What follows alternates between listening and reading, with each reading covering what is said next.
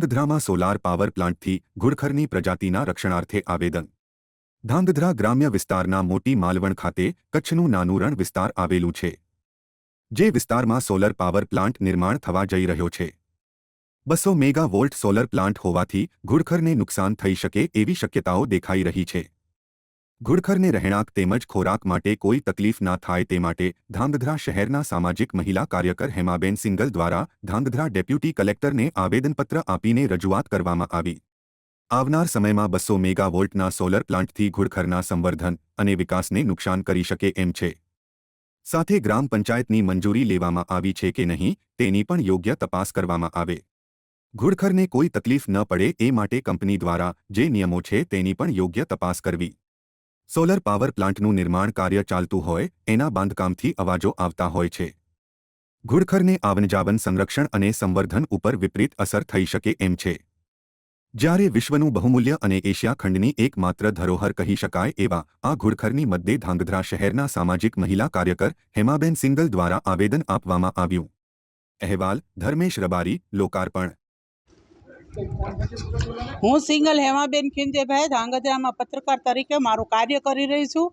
ત્યારે મને જાણવા મળ્યું છે કે ધાંગધ્રા તાલુકાના મોટી માલવણ ખાતે 900 કરોડના મોટા જંગી રકમનું એક સોલાર પાવર પ્લાન્ટ જ્યારે આકાર લઈ રહ્યું છે, ત્યારે એ સોલાર પ્લાન્ટની અંદર મને ખૂબ મોટા ભ્રષ્ટાચારની ગંધ આવી રહી છે। આની અંદર જે કોઈ જવાબદાર અધિકારીઓ છે એ પણ પોતે જાણે કે આમાં સંડોવાયેલા હોય એવી રીતે ઘુડખર પ્રાણીને જ્યારે આટલું બધું નુકસાન થઈ રહ્યું છે ત્યારે કોઈ પોતે પોતાનું મોં ખોલવા તૈયાર નથી।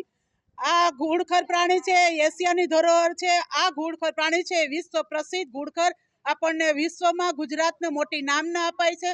માન્ય શ્રી નરેન્દ્રભાઈ મોદીએ પણ જ્યારે ઘુડખર પ્રાણીને વિશ્વમાં નામના અપાય છે, ત્યારે આ ઘુડખર પ્રાણીને બચાવવા માટે સૌ જાગૃત જનતાઓને હું અપીલ કરું છું કે ઘુડખર એ આપણી ધરોહર છે। આપણી ધરોહરને બચાવવા માટે આપણે બહાર આવવું જોઈએ।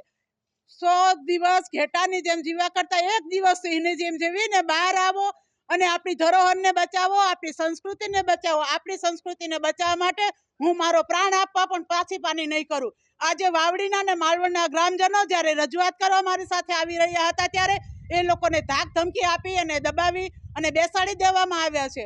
હું જ્યારે ગુજરાત સરકારમાં આપણા ચૂંટાયેલા પ્રતિનિધિ બેઠા છે એને પ્રશ્ન પૂછવા માંગુ છું કે શું આવડા મોટા પ્રોજેક્ટની અંદર આવડું મોટું અભયારણ્યને નુકસાન થઈ રહ્યું છે, તો એ ચૂંટાયેલા જનપ્રતિનિધિ જે વિધાનસભામાં બેઠા છે, શું એને નથી ખબર કે આ ઘુડખરને આ અભિયાનથી, આ સોલર પ્લાન્ટથી આ અભિયાનને નુકસાન થાય એવું છે?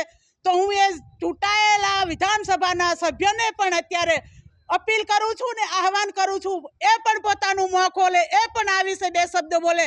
નહીતર શું હું એ પણ માની લઈશ કે આની અંદર ધારાસભ્ય પણ સામેલ છે?